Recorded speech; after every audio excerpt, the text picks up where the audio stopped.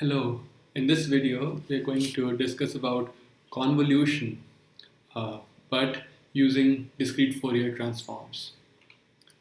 What is convolution? In time domain we can compute convolution as simply yn is xn convolved with hn. Xn is a let's say finite or maybe infinite length sequence. Hn is also a finite or infinite length sequence, and yn is simply the convolution, and you know the exact formula, which is summation. But it is found that computationally it is more efficient to go to the Fourier domain. If I take the, let's say, DTFT or DFT of the X sequence and the H sequence, and then because the Fourier transform, we will see in future that there is a very efficient implementation called fast Fourier transform, which is computationally much less, which has computationally much less complexity. Okay, so you go to the Fourier domain, multiply and take IDFT, because you know multiplication in the Fourier domain is equal to multiplication in the Fourier domain is equal to convolution in the time domain. So you go to the Fourier domain, multiply, and then take the inverse Fourier transform to come to the time domain. Right? Now, if xn and hn are both of length capital N, then you know your convolution yn will be of length 2n minus 1, right? However, if you are using DFT, and then x of k and h of k will be also of length capital N, because x and hn are capital N length. Now, if you multiply the two together, the product will also be of length capital N. And if you take the inverse DFT of this y2 of k, you will get y2 of n, but the length of y2n will also be capital N and not 2n minus 1. This is not 2n minus 1. So what is happening here? What is happening in the DFT domain? Let us see. Okay. I have taken one example here pictorially so that you can see these plots. Xn is simply an increasing sequence from 0 to 4 of length 5. Hn is simply at 0 and 1 it is of magnitude 1, and everywhere else it is 0. Now if I convolve the two, what do I get? I get my yn, y1n is simply this, right? And the length is 5 plus 5 minus 1 equal to 9. So the length here is 9.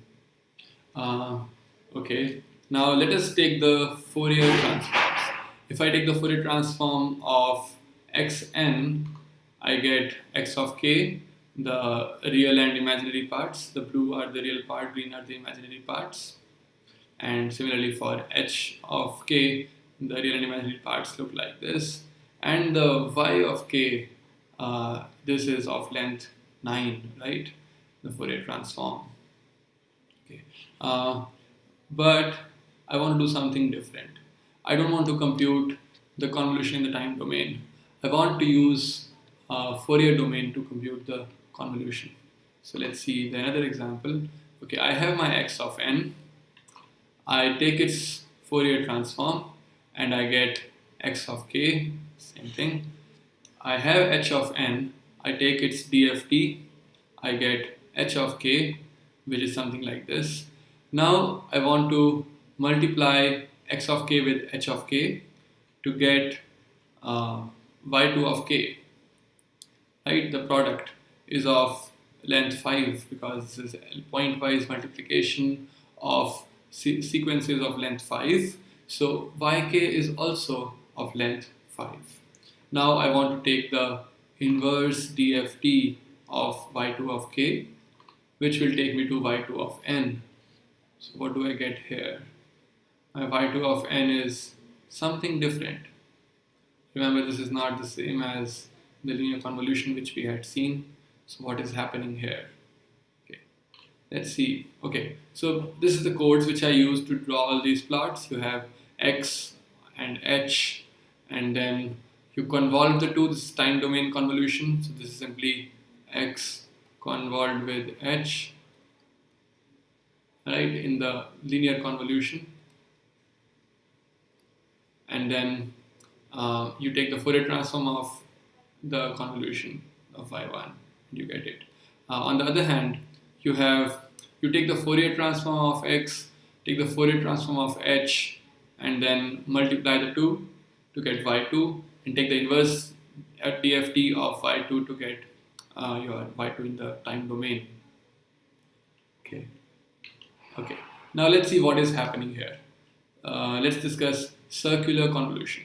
So basically, if you remember, in DFT domain, we assume that both these signals are periodic, right? My x, although it is of finite length, let's say 5 in our previous example, but it is a periodic signal. So my x is not simply this, n x of n. So, but we assume that this is periodically repeating, right? So that's what we assume. This was 0 to 4, and then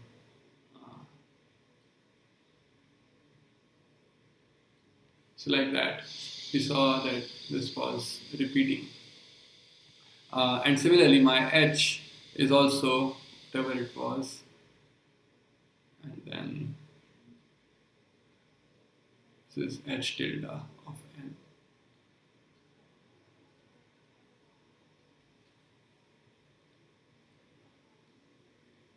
Right? So so because of this periodicity assumption, the convolution also is with this periodicity.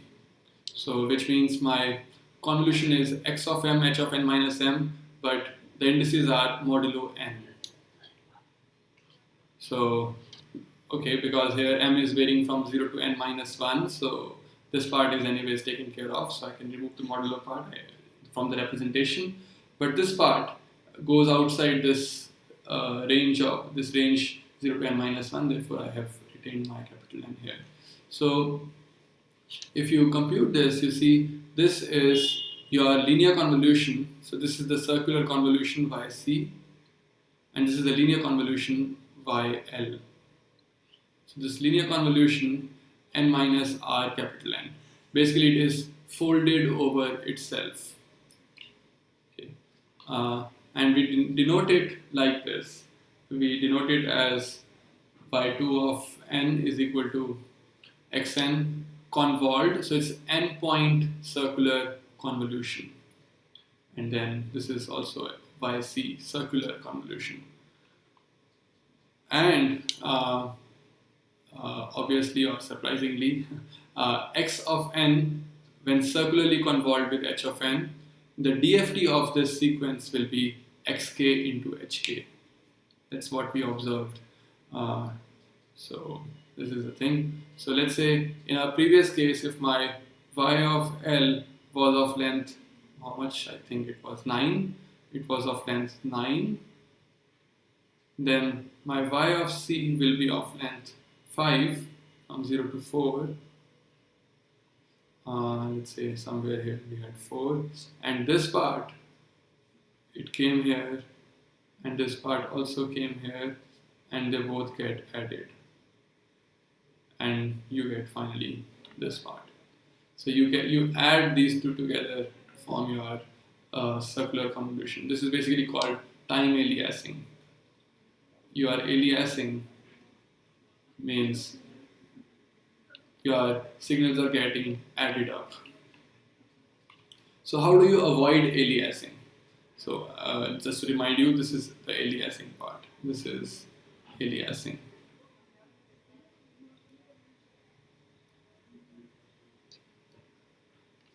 Okay,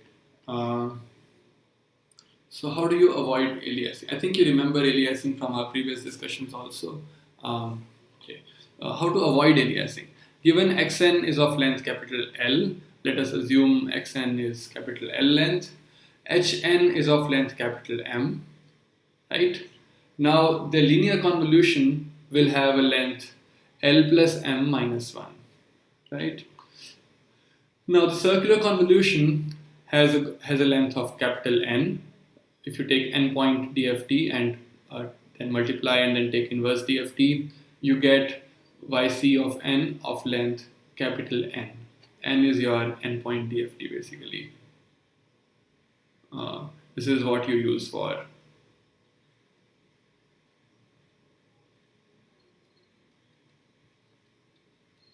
Right? Now, this yc of n is time aliased version of yl of n. Basically, the whatever is a y, and it gets folded over itself.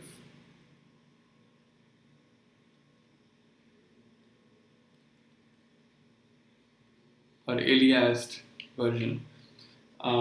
Now, if you want your yc of n should have no aliasing, which means your yc of n should be same as yl of n, of course in the given range that for n equal to 0 to n minus 1, right? Then we must have capital N, this should be greater than or equal to L plus n minus 1 so that it can preserve all the information, right? We must have capital N greater than or equal to L plus m minus 1. Okay. So what you do basically is zero padding of xn, because xn was of length capital L. You add zeros, trailing zeros, so that now the length is capital N. Similarly to hn also, you add zeros at the end. Let's say my hn is something like this.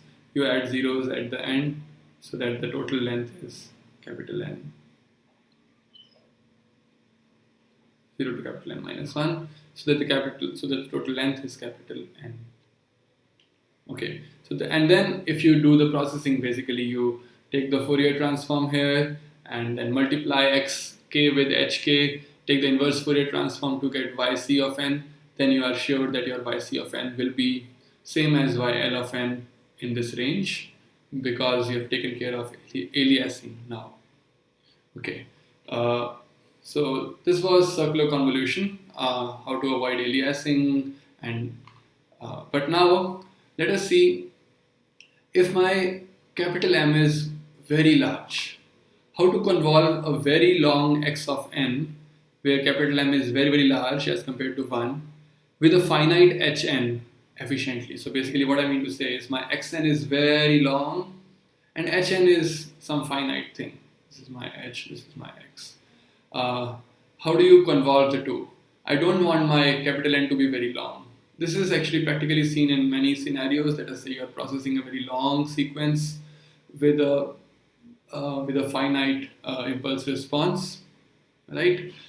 Then you have to convolve that very long. It could potentially be infinite, right? There could be a continuous stream of signal coming in for hours and hours together with a very high sampling rate. But h is a finite thing. You don't want capital N to be very long, and also you don't want to wait until you see the entire x. You want to keep processing it maybe in real time. So how do you do that? So we split xn into shorter segments, short buffers, and then use overlap add method. Now what is overlap add method? So let us say you have xn, which is very long, hn, which is short. Now if you split the windows x, basically if you split xn into small windows, let's say this is my first window of length 4, second window of length 4 again.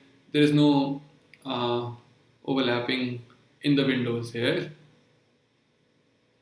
right? Let us say I have got these windows, and so this is my x of 0, x of 1, x of 2, x of 3, okay, and fine, is there everywhere. Then I know xn is simply sum over all the windows, so you maintain the time position, you do not alias here. Okay, then you know yl of n, the linear convolution, is simply xn convolved with hn, but now you replace xn with this xwn, and because of linearity of convolution, you can take your hn inside the summation, and then what you get is these smaller terms which are yw of n and summed over all the w's, right? So this is overlap add method. I'm sure you have some questions here, but I will help you with visualization to be able to understand it much better. Let's do some visualization plots. Let us say my hn is this short sequence. Xn is a long sequence, if you remember. Now I take the first window, x0 of n. I have shaded it with a green color or yellow color. This is x0 of n of length 4. Then this is x1 of n. This is x2 of n. This is x3 of n. And if you add all of them, what you get is, you get the whole x of n, right? This was your original sequence. So there is no problem in this, right? This is very clear. In the second part now, I want to do the convolution. So first I will convolve my h with the first window, basically first x0 of n. So x0 convolved with h will give me a sequence of length how much? 4 plus 4 minus 1, which is 7. So it will give me a sequence of length 7. But I have chosen my capital N to be 8, let us say. If I choose my capital N to be 8, then there is no problem of aliasing, right? Now I take my x1 of n, convolve it with h, so I get again a sequence of length 7, right? Similarly with x2 of n and similarly with x3 of n. Now, what do I do finally? I add them up. So I will add, and what I get is yc of n. This is my added up sequence, and each of these I have computed using circular convolution. Okay, so and I get the yc of n. Now I am curious to know if what ycn I have computed, it is same as linear convolution or not. So no problem, I have plotted individually. This is the linear convolution and this is the circular convolution, and I see they are exactly the same. They are indeed exactly the same, and this is how this is linear overlap add method is a very efficient way to compute convolution when one of the sequences is very, very long, or even if it is a continuous stream and you want to process it in the real time. Okay, this is the code which I used to generate these plots. This code is also attached with the slides, means in the same portal you can find the codes also there. So you have xn and hn. Xn is a long sequence, hn is a short sequence. I plot them. Linear convolution, if I simply convolve them, then I get yl, which is my linear convolution. Now the other method is the overlap add method, where I choose an nw, which is the window length. This is the window length, which is this is number of windows. This is not window length. This is the length of window. This is the window length, and this is number of windows I will need. And then this is just to save all the partial convolutions. I compute the h of k by taking FFT of h. It is a capital N point FFT. Capital N is 8, which is larger than w plus m minus 1, right? Now, my window is basically x is a window which I have taken, and then here I take the convolution. This convolution is the circular convolution. Basically, I take the FFT of x, multiply it with the FFT of h, take the inverse FFT, and everything is n point FFT. So keep it in mind, capital N point FFT. And then I save it, plotting is fine, and then I sum all the partial convolutions to obtain the final convolution, and I plot it finally. That's it. Thank you.